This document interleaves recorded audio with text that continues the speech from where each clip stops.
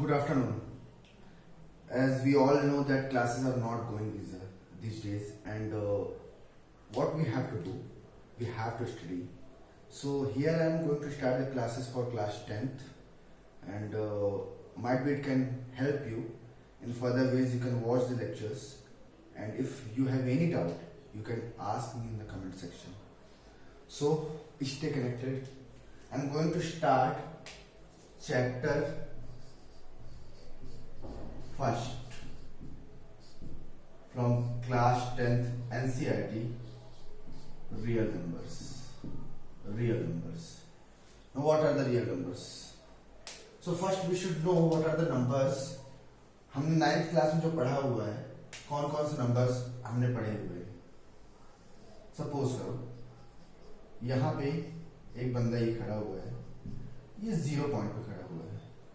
इसके आगे जो नंबर्स हैं ये हैं 1, 2, 3, 4 and so on. And here -1, -2, -3, -4 and so on. This is the baseline. Now अगर ये आगे बढ़ता है ना, he is continued forwarding, तो इसके हाथ में एक बैग है. इस बैग में इन कुछ नंबर्स को कलेक्ट करता है. अगर ये सिर्फ अपने से आगे इन फॉरवर्ड नंबर्स को कलेक्ट करता है 1, 2, 3, 4 and so on, so they are called the natural numbers. Natural numbers means all counting numbers, they are called the natural numbers. And if we include 0 also, then they are called the whole numbers. And what is the real number? Real number, it is a combination of the rational and irrational number. Rational and irrational number. Rational number हमने class 9 में पढ़ा है. A number which can be expressed in form of p by q, and here q should not be 0. Means a number which can be expressed in the form of p by q and q should not be 0. So my question is, अगर मैं इस तरह से बात करूं तो क्या 0 एक rational number है? Yes, it is a rational number because we can write it 0 by 1, we can write 0 by 2, 0 by 3. So it can be expressed in the form of p by q. Means that denominator should not be 0, numerator can be 0. First thing. Second, अगर मैं बोलता हूँ 3.333, क्या ये rational number है? हाँ, ये rational number है क्योंकि ये रिपीटिंग है, रिकरिंग है. तो रेशनल नंबर के लिए सबसे जरूरी चीज ये है कि if any number it can be terminating, non terminating, and if it is recurring, then they can be rational number. But irrational number is the non-repeating and non-terminating. Okay, like 0.10, 100, 1000. So every time you can see here that after one there is 10, after one there are 2 zeros, then 3 zeros. So we can say they have not repeating itself after equal interval of time. तो हम ये देख सकते हैं. So rational number are those numbers which can be terminating, non-terminating and recurring, and irrational number they are completely non-recurring and the non-terminating. Okay.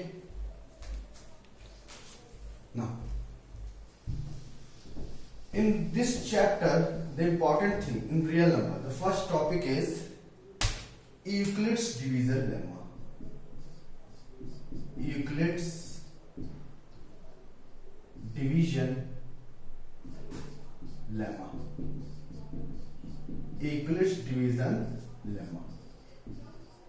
अब ये Euclid तो 9th class में आप लोगों ने पढ़ा है, यूक्लिड ज्योमेट्री. तो ये मैथमेटिशियन करेंगे, ये तो एक मैथमेटिशियन करेंगे. मैथमेटिशियन ने डिवीजन मीन्स हम डिवाइड करेंगे और डिवीजन ऑपरेशन परफॉर्म करेंगे. What is this lemma? Lemma like a proven means it is just a helping theorem. ये एक हेल्पिंग थ्योरम है. ठीक है. तो लेमा क्या होता है कि प्रूवन स्टेटमेंट, जो स्टेटमेंट ऑलरेडी प्रूव्ड हो, जो पहले प्रूव किया गया था, proven statement which can be used for the another statement. किसी और चीज को प्रूफ करने के लिए अगर किसी पुरानी, जैसे पाइथागोरस थ्योरम की बात करें, पाइथागोरस थ्योरम का यूज अगर हम करते हैं, जो पाइथागोरस ने पहले ही दिया हुआ था, उसकी मदद से, उसकी हेल्प से अगर हम कोई नई थ्योरम बनाते हैं तो क्या कहलाती है वो? That is called the lemma. अब ये यूक्लिड ने बनाई इसलिए यूक्लिड लेम्मा है. तो Euclid division lemma, that is the first topic in this chapter. Now क्या सोचा यूक्लिड ने?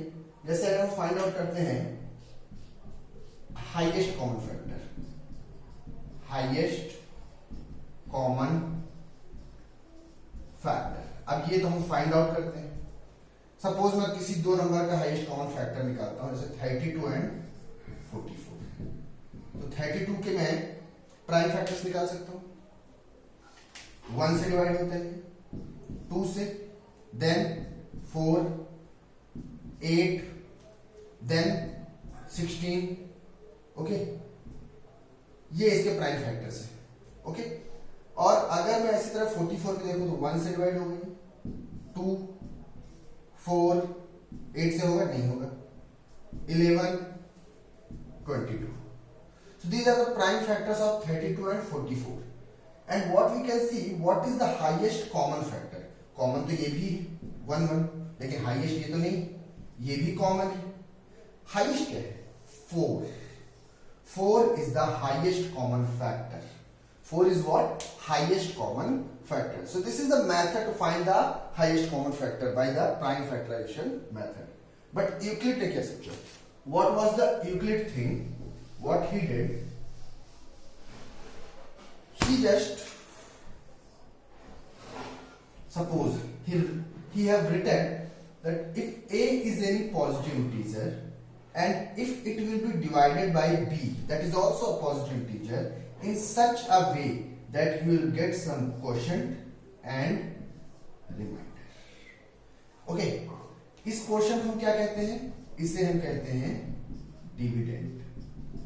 ओके, इसे हम कहते हैं डिवाइजर. इसे क्या कहते हैं हम? रिमाइंडर. और ये है हमारा क्वोशिएंट. ठीक है. सो if dividend is divided by divisor in such a way that we'll get some quotient and remainder, like 12 divided by 5, divide here, so 5 2s are 10. What is the remainder now? 2. So here dividend is 12, divisor is 5, quotient is 2 and remainder is 2. इस तरह से देख के उन्होंने एक relation दिया. That क्या relation था वो?